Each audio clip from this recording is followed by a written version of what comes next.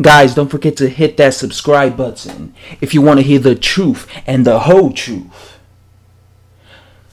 So Deontay Wilder has recently said that if he manages to get this fight between himself and Tyson Fury signed for December of this year, he said that Anthony Joshua should feel humiliated. He should feel absolutely humiliated because, and I quote Wilder, it took a real man in himself and Tyson Fury to get a fight made when Joshua didn't want no parts of Deontay Wilder. Well, I find that kind of odd because, as far as I'm concerned, the only one who declined a $15 million deal to face and to be a quote-unquote real man was Deontay Wilder, because Eddie Hearn was offering Deontay Wilder $15 million to face his fighter for a unification fight. And you want to know what Deontay Wilder said? He said, "Don't come at me with that." He straight up declined that offer. So how the hell is he going to say that Joshua is not a real man like him or Tyson Fury when he didn't get a pen, sit his ass down, and had the balls to sign that offer to face Anthony Joshua? So I don't know what the hell he's talking about, because he was the one who declined this opportunity. And one thing I have to say, Wilder in this piece that I read said that, if you think about it, this is an even bigger fight than if he would have fought Anthony Joshua. First of all, it's not, because I could guarantee you that more people want to see Anthony Joshua versus Deontay Wilder than they want to see Anthony Joshua versus Tyson. I could almost guarantee you. You want to know why? Because so that is absolute, BS when you hear Wilder saying that actually Tyson Fury. Ain't nobody talking about, before this fight came up, ain't nobody in hell was making a video in this whole YouTube community saying that they want to see Tyson Fury versus Wilder right now. No, everybody was talking about AJ versus Wilder. Why? Because that's a bigger fight right now.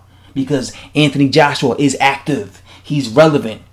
He's fighting in the highest level of boxing. So they want to see him versus Wilder.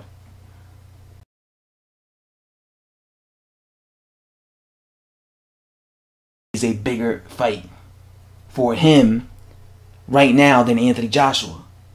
Another thing, he goes around saying, because Tyson Fury beat the man who was the man. And of course he's talking about Vladimir Klitschko. Which is true. Tyson Fury did beat the man who was the man. But guess what? AJ also beat him. And this is something that Wilder could never say he did.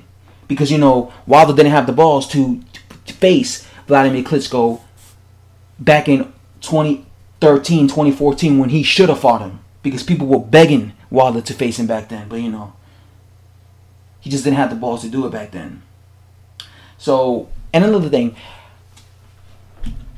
I do not see, if you think about it,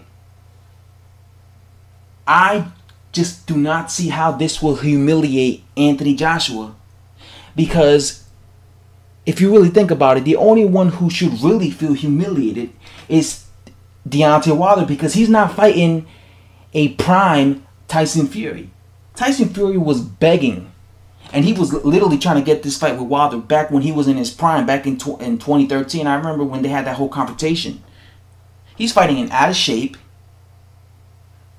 heavyweight, in Tyson Fury that hasn't fought and hasn't been in a proper major world level championship fight since November 2015. So he's not fighting the same Tyson Fury that Vladimir Klitschko fought, that Christian Hammer fought, that Derek Chisora fought. He's fighting an overweight Tyson Fury who's been inactive, who, if this fight does get made, will be coming off a 3-year layoff, and he's fought two bums, because he would have fought Surfer, that cruiserweight bum, and Francisco Pineda, that second bum, that guy who is basically a bum. Right? So he would have been fighting those two bums, and now he's going into this big fight with Deontay Wilder. You think that's going to put him in the shape that he needs to be to face a Deontay Wilder? Now, if he, let's say he were to take a year off, a year, to build himself back into world level championship fighting, it would be more fair. But it wouldn't necessarily be fair right now, because if you take off such a long time, when you fight in the highest level of boxing, guess what? You tend to lose. If you look at the history of boxing, when fighters take years off, when they come back and they're overweight, they tend to lose once they fight a legit dude at world level, right? When Muhammad Ali came back, he had gained several pounds. He was heavier than he was before, and he went in there after a year, fought Joe Frazier and lost. And what is the biggest excuse for Muhammad Ali for losing that fight? Oh, the only reason Joe Frazier won was because Muhammad Ali was coming off a 3-year layoff. That's what everybody says. Every time, nobody gives Joe Frazier credit for that win.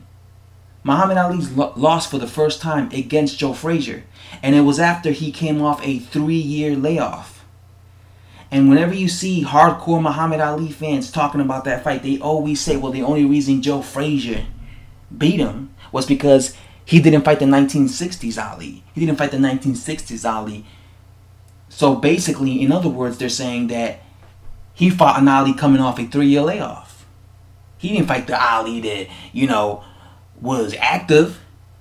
He didn't fight the Ali that fought Sonny Liston. Why? He was coming off a 3-year layoff.